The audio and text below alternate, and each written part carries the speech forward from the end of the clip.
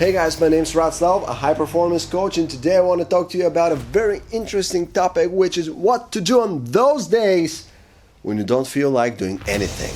So I know most of you have those days. Maybe you planned the perfect day for tomorrow. You're gonna get out of bed early, have a great workout, healthy breakfast, go to work, do the best work ever, get back from work, do something amazing. And then you wake up tomorrow and you don't want to do anything really. You're so exhausted, tired, feeling lazy. Maybe you feel a little bit lost in this moment. Maybe you feel a bit confused, like, why should I do anything really? Is it really worth it? And I know how it feels because, to be honest, I still also have these days. And if I'm being perfectly honest, like, most of my days are like that, really. On most mornings I wake up and I don't really feel like doing anything in particular. I would say forget about that dream, that vision where you wake up perfectly rested, in a perfectly positive mood, and you just can't wait to do all the amazing things. Like, I believe, honestly, I believe that's a big fat lie, and that would probably never happen. I mean, of course you should always strive to love your life and everything that you do, but when it comes to chasing the next goalpost, chasing your big ambitions and dreams and goals, it's always gonna be tied to doing difficult and tiring shit. And so I don't ever think that it's gonna be so easy and positive, and I don't think it's ever gonna feel great and easy, if you know what I mean. So all of that said, is there anything you can do to get in the mood? Basically, to get in the mood, to get yourself going, to get motivated for action, and I believe you can. There are some techniques out there, and in this video I'm going to share with you 3 of those techniques to get yourself in the mood, to get motivated for work. And they won't always work, and they won't work perfectly each and every time, but they do help, and they do make things rather easier.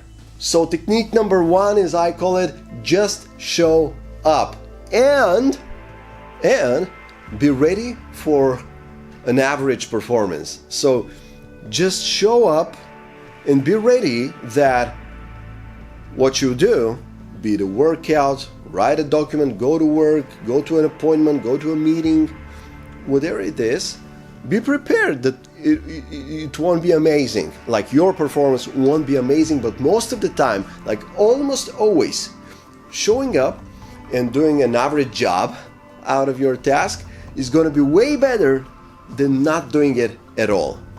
There are some rare exceptions, but again, most of the things in life, you got to do them over and over and over again. And so the forest is way more important than one single tree. If we take the workout analogy, it's perfectly clear.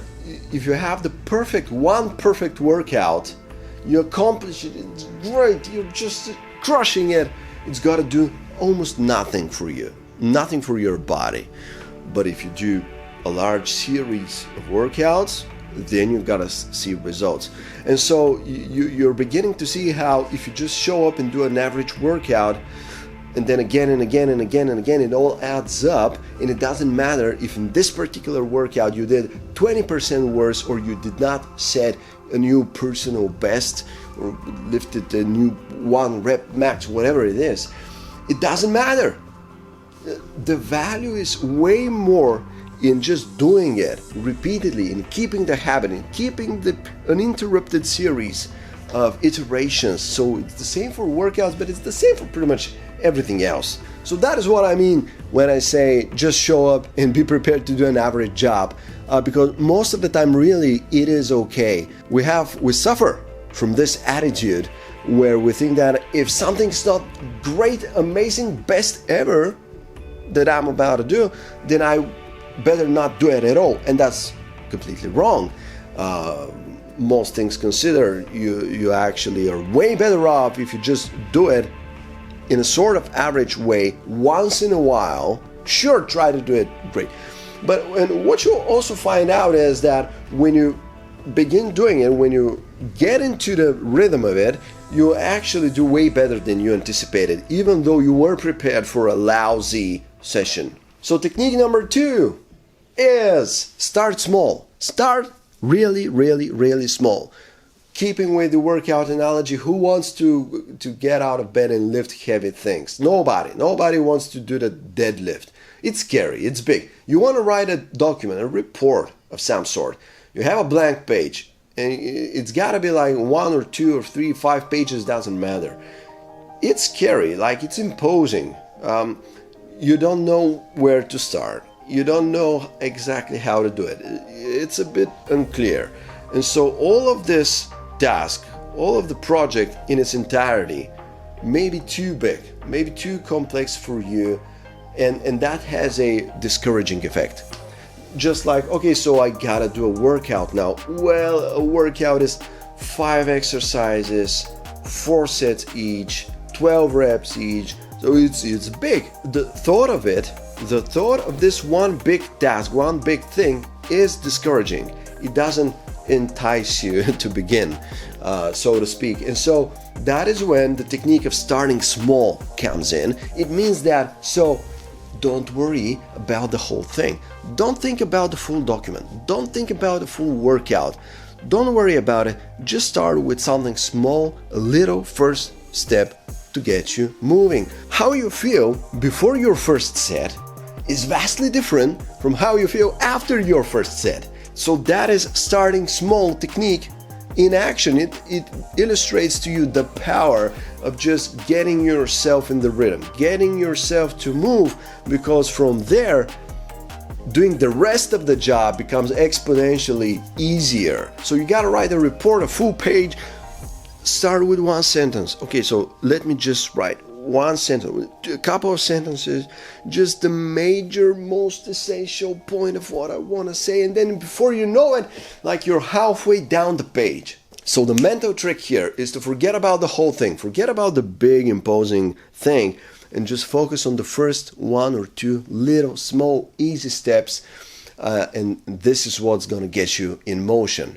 Technique number 3 is very interesting. It is to pull out your list of long-term goals. And if you don't have a list of long-term goals, well, you should stop this video and go and do one. But you wake up, you're tired, you're lazy, you're confused, you don't know why bother, why do anything really. Pull out your list of long-term goals, because all the motivation that you need, all the reasons why are in there. I want to have this great jacked up body like Rad does, like Greek god style, and it'll immediately click for you. Or I want this house, I want this car, I want this. I want to give to this charity. It doesn't matter. Whatever your long-term, big, ambitious goals are, there lies the motivation that you need. When you pull that list out, you go through them once again, you remember, because we tend to forget these things. We set these goals, and a few months, weeks, years, or sometimes even days later, we forgot about them. So we have to regularly look through our lists of long-term goals in order to remember, to get re-inspired, re-motivated about the things that we want, and why it's worth it to do all the little difficult things along the way, because that's the only way that's going to take us to them. And so if we really want them, you know what the answer is. But that's also one very clever trick to get yourself moving and reignite that fire when you most need it.